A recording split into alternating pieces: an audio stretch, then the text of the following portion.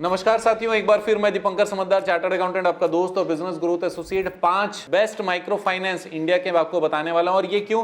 ताकि जितने लोग भी माइक्रो फाइनेंस कर रहे हैं उनको दिमाग में आए कि भैया कितने साल लगने वाले हैं मुझे अचीव करने के लिए, कितने साल के अंदर हम बैंक बन सकते हैं, कितने साल के अंदर हम लोग टॉप के एनबीएफसी बन सकते हैं। इसके लिए आज का वीडियो बहुत ज्यादा इंपॉर्टेंट है। सबसे पहला रैंक किसका है? बंधन बैंक का। बंधन बैंक क्यों जाना जाता है? बंधन बैंक इंडिया का लार्जेस्ट माइक्रो फाइनेंस है जो कि एक्सटेंसिव रीच और कस्टमर सेंट्रिक अप्रोच रखता है। इसका मतलब वो पहुंच भी उसका सबसे ज्यादा है और कस्टमर सेंट्रिक अप्रोच है। इसका मतलब कस्टमर से उसको मतलब है, कस्टमर को ध्यान पे रखकर ही सारा काम करते हैं। बंधन सबसे पहले माइक्रो फाइनेंस था जो 2001 में चालू हुआ और 2015 में जाकर वो नेशनल बैंक में कन्वर्ट हो गया। और वो बैंक सिर्फ इंडिया में ही नहीं, दूसरे कंट्रीज में भी अपने ब्रांचेस रखती है। केवल 14 साल के अंदर वो बैंक बन गई। और बंधन बैंक किसको सर्विसेज प्रोवाइड करता है? बंधन bank under served, under privileged population को प्रोवाइड करता है, जो कि अर्बन और रूरल एरिया से कनेक्टेड हो, सेमी अर्बन भी हो सकता है। वो सारी जगह पर पहुंचता है, कहीं पर कुछ छोड़ता ही नहीं है। इसीलिए रीच और कस्टमर सेंट्रिसिटी बंधन बैंक को जिताता है। दूसरा, उज्जीवन स्मॉल फाइनेंस बैंक। पहले ये माइक्रो फाइनेंस था, उसके बाद ये बैंक बना।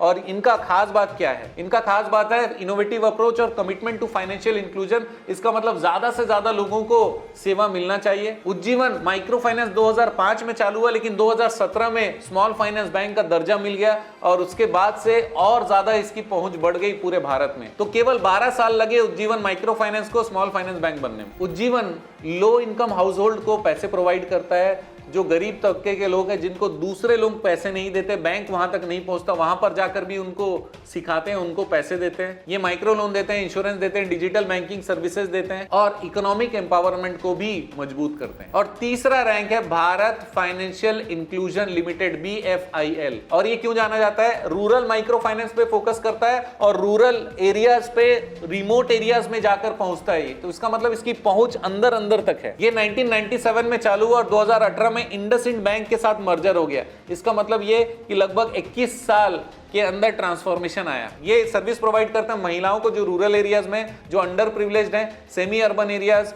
वाले लोगों को सर्विस प्रोवाइड करते हैं, माइक्रो लोन प्रोवाइड करते हैं, फाइनेंशियल नॉलेज प्रोवाइड करते हैं, इसके साथ इंश्योरेंस का भी सर्विसेज प्रोवाइड करते हैं। और चौथा रैंक है SKS माइक्रो फाइनेंस का। ये इसलिए जाना जाता है क्योंकि इन्होंने माइक्रो फाइनेंस को पॉपुलराइज किया पूरे इंडिया में। लोग माइक्रो फाइनेंस उतना जानते नहीं थे। SKS माइक्रो फाइनेंस ने सबको बताया कि यार माइक्रो फाइनेंस होता है, छोटा लोन मिलता है, ऐसे करके लोगों की मदद हो सकती है, लोग उससे धंधा कर सकते हैं, लोग साहूकारों से बच सकते हैं। ये सारा चीज बताया किसने, पॉपुलराइज किसने किया? SKS micro finance. ये 1997 से पूरे भारत में काम करते हैं और अभी तक जबरदस्त काम कर रहे हैं। SKS micro finance small entrepreneurs को छोटा छोटा लोन रूरल एरियाज में ज्यादा प्रोवाइड करते हैं। ये वुमन एम्पावरमेंट में बहुत ज्यादा काम करते हैं, फाइनेंशियल लिटरेसी में काम करते हैं, कम्युनिटी डेवलपमेंट के इनिशिएटिव्स बहुत सारे ये लेते हैं और जबरदस्त लोगों के दिमाग में छाप छोड़ते हैं। इसका मतलब ये कि अपना ब्रांड बहुत अच्छा बना के रखे। अब पांचवा रैंक किसका है? एसाफ स्मॉल फाइनेंस बैंक, जो कि पहले माइक्रो फाइनेंस था, उसके बाद स्मॉल फाइनेंस बैंक बना। ये क्यों जाना जाता है मालूम है? ये जाना जाता है commitment to social and financial inclusion in marginalised communities. इसका मतलब ऐसे कम्युनिटीज जिसको लोग ज्यादा ध्यान नहीं देते, जिसको भाव नहीं देते, जिसको बहुत ज्यादा इज्जत नहीं करते, वहां पर जाते हैं, उनको सिखाते हैं, उनको बताते हैं, उनको समझाते हैं कि भैया बिजनेस किस तरीके से करना है, आपको फाइनेंस किस तरीके से हैंडल करना है,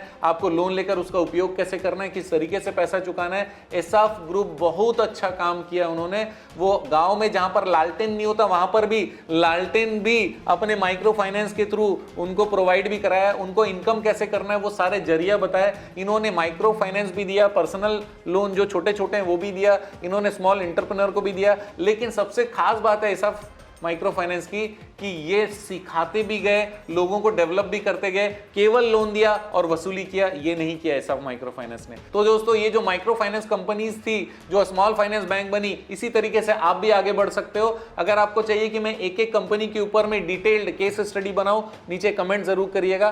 ट्रेनिंग के लिए आप हमारे साथ कनेक्ट हो सकते हैं, कंसल्टिंग के लिए हमारे साथ कनेक्ट हो सकते हैं। हम लगातार माइक्रो फाइनेंस बिजनेस और फाइनेंस बिजनेस, स्टार्टअप और MSME को सपोर्ट करते जा रहे हैं, उनको ग्रो कराने में पूरी मदद कर रहे हैं। आप हमारे साथ तुरंत कनेक्ट हो सकते हैं। आपका दिन जबरदस्त और शुभ हो।